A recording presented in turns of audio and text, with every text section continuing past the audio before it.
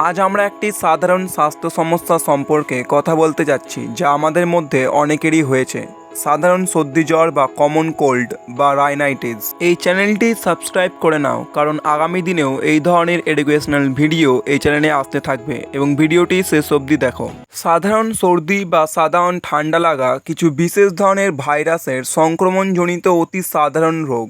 এর ফলে শ্বাসনালীর ওপরের অংশ, বিশেষত নাসাপথ ও গলা আক্রান্ত হয় এবং হাঁচি, কাশি, গলা ব্যথা ইত্যাদি লক্ষণ দেখা দেয়।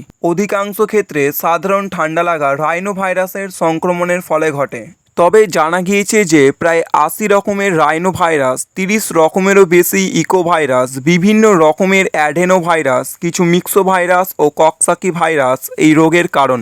সাধারণ ঠান্ডা লাগার লক্ষণগুলি তোমরা প্রায় প্রত্যেকেই জানো। হাঁচি হয়, নাক ও চোখ দিয়ে অবিরাম জল ঝরে, মাথা ও গা ব্যথা, সামান্য জ্বর হয়, নাক বন্ধ হয়ে যায়, গলা ব্যথা হয়, অবসাদ ও ক্লান্তি সৃষ্টি হয়, খাদ্য গ্রহণে অনিচ্ছা দেখা দেয়। কমন কোল্ডের সংক্রমণ পদ্ধতি জানা খুব প্রয়োজন, কারণ এর মাধ্যমেই আমরা এই রোগ থেকে নিজেদেরকে মুক্ত রাখার চেষ্টা করতে পারবো। রাইনাইটিসের ক্ষেত্রে ভাইরাস, বিশেষত রাইনো ভাইরাস, বায়ুর মাধ্যমে বিস্তার লাভ করে সুস্থ মানুষের নাসাপথে প্রবেশ করে ও সংক্রমণ ঘটায়। রোগাক্রান্ত ব্যক্তির হাঁচির সময় নাক দিয়ে এবং কাশি ও কথা বলার সময় মুখ দিয়ে রোগ জীবাণু মিশ্রিত মিউকাস ও থুতুর সূক্ষ্ম কণা বা ড্রপলেট বাতাসে ছড়িয়ে পড়ে। এই ড্রপলেট সুস্থ ব্যক্তির দেহে প্রবেশ করে ও রোগ সংক্রমণ ঘটায়। রোগাক্রান্ত ব্যক্তির নাক ও মুখগহ্বর থেকে নির্গত মিউকাস ও থুতু ব্যবহার্য বিভিন্ন বস্তু যেমন পেন, বই, রুমাল, গামছা, কম্পিউটার ইত্যাদিতে লেগে থাকতে পারে। এইরূপ সংক্রামিত বস্তু কোনো সুস্থ ব্যক্তি ব্যবহার করলে তার দেহে রোগ জীবাণুর সংক্রমণ ঘটে। সাধারণ ঠান্ডা লাগা বা রাইনাইটিস আমাদের দৈনন্দিন জীবনে অনেক সমস্যার সৃষ্টি করে। এই রোগ থেকে সুস্থ হয়ে উঠতে আমাদের কিছু গুরুত্বপূর্ণ পদক্ষেপ গ্রহণ করতে হবে। বিশ্রাম এবং পর্যাপ্ত ঘুম শরীরের সংক্রমণের বিরুদ্ধে লড়াই করার জন্য অত্যন্ত গুরুত্বপূর্ণ।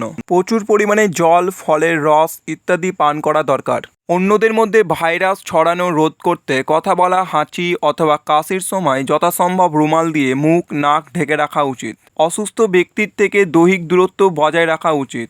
রোগীর যে সমস্ত পরিত্যক্ত সামগ্রীতে নাক বা মুখ থেকে নির্গত মিউকাস ও থুতু লেগে থাকে সেগুলি নষ্ট করে ফেলা ও পুড়িয়ে ফেলা দরকার।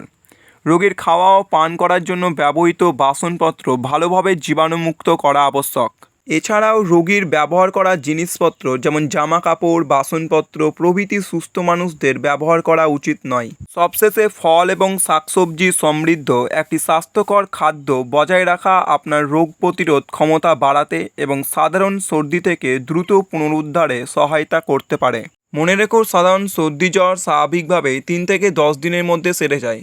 এই রোগের ক্ষেত্রে বিশেষ চিকিৎসার প্রয়োজন হয় না, তবে সংক্রমণের মাত্রা বেশি হলে অবশ্যই চিকিৎসকের পরামর্শ নিতে ভুলবেন না। এই রোগের লক্ষণগুলি থেকে সহজে ঠান্ডা লাগা নির্ণয় করা যায়। বিশেষ পরীক্ষা নিরীক্ষার প্রয়োজন হয় না, তবে প্রয়োজনে চিকিৎসকের পরামর্শ অনুযায়ী রক্ত পরীক্ষা, বিশেষত টোটাল কাউন্ট বা টিসি ও ডিফারেন্সিয়াল কাউন্ট বা ডিসি অ্যান্টিবডি পরীক্ষা করানো যেতে পারে।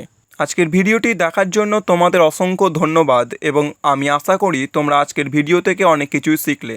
আরও হেলথ টিপস এবং অ্যাডভাইসের জন্য লাইক, শেয়ার এবং সাবস্ক্রাইব করতে ভুলিও না। Take care and stay healthy.